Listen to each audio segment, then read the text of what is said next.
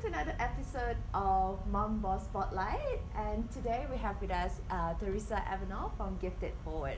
Hi, Theresa. Hi, Michelle. Nice to meet you. So why don't you start by telling our viewers a bit about yourself? Okay. So I was originally born in Hong Kong, and my parents moved to Canada when I was just a baby, when I was 1 year old. And I grew up in a home where my parents were always very generous, very kind, and always gave back to the community. So that's kind of, I think, built the foundation of why I started a social enterprise. And I moved to France to study my MBA, and then after that I came to Singapore many, many years ago, more than 10 years ago, and I haven't left since. So tell us about GiftItForward. How did the idea struck?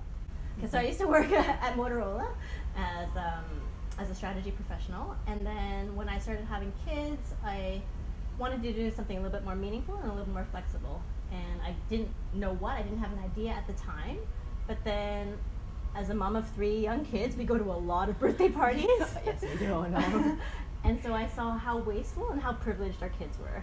And I thought, there must be a better way that we can give, because sometimes they don't actually appreciate all that they get. Yeah, and then we're like, oh my god, all these toys, where do I store them? Yeah. And sometimes you get, duplicates of stuff as and well. they can't actually appreciate it all. And I thought, okay, and it's all about them, but I wanted to teach them that giving is just as important as getting, but I also wanted them to get something that they actually really appreciate.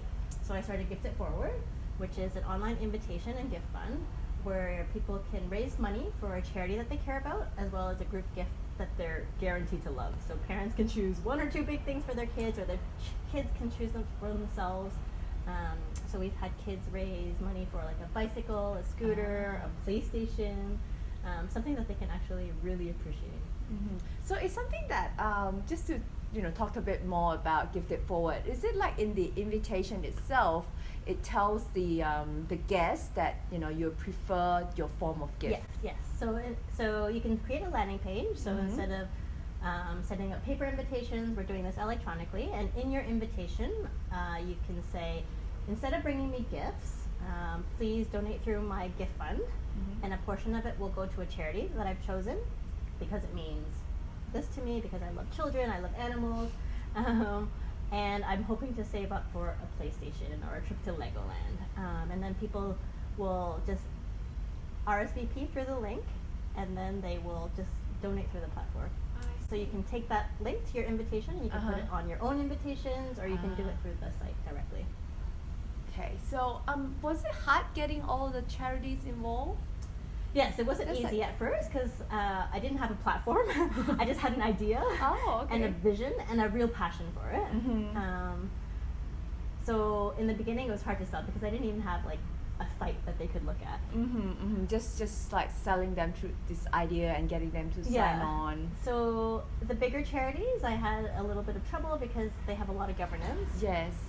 But the smaller charities, which have been my partners initially, we're quite on board with the idea. They were very supportive, and we started with 7 about 1.5 years ago, and now we have 18. So you've been doing this for 1.5 years. Yeah, so the site launched as a beta testing phase in July 2016, and since then we've up and running. So how do you rate your level of success at the moment? I'd say so far what we've done is successful, but we want to grow and tell more people about it. Sure. So what we've done so far we're very pleased with. We've grown from 7 to 18 partners. We've raised over $70,000 from 1,500 donors. So we've helped build that, help people just redistribute their money from plastic waste to good causes. Right? So we're very proud of that. True. So all the charities that are on the platform are charities in Singapore? Yes, so they're all local charities. Okay, so at the moment, someone from another country can't really use they can use the platform, but the charities are local. Yeah. So they can use it for the group buy. Yeah, exactly. They can use it for the group buy. So you can use it as a user. You can use it to host your own event.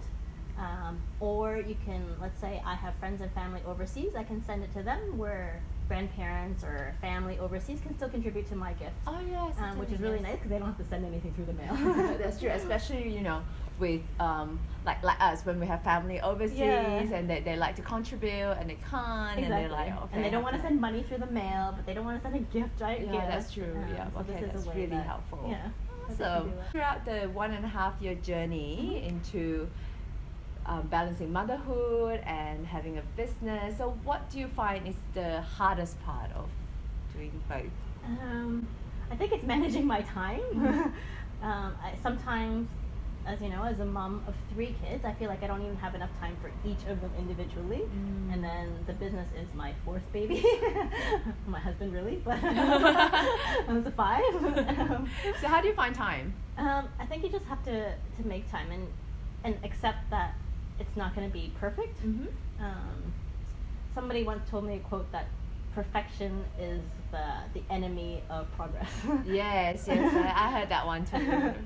So I think you just have to accept that you can't do everything perfectly as much as you want to, but just do the best you can. And so I try to just be there when my kids are off school, be present when I can, and when they're at school, I try to make the most of my time to spend on my business. So how many hours are they at school then?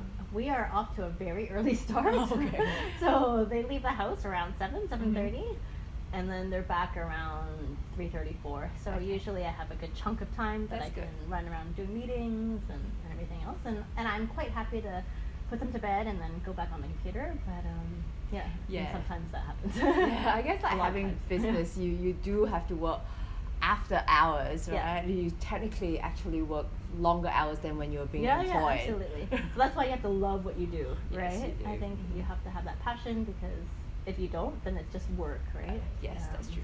Yeah. So okay, let's balance this with something positive. Yeah. So what do you love about what you're doing? I love that I can teach kids, especially, about charity. I love that I can help them grow into socially responsible individuals, because I think that we are building the foundations for our next generation of social entrepreneurs and givers and philanthropists. So I love that we can do that, and I love that we can help local charities support the various causes that they work for, because I have met so many charities and all their causes are so noble and so humbling to see. Yeah. And being a social enterprise, I'm always curious, how do you stay afloat?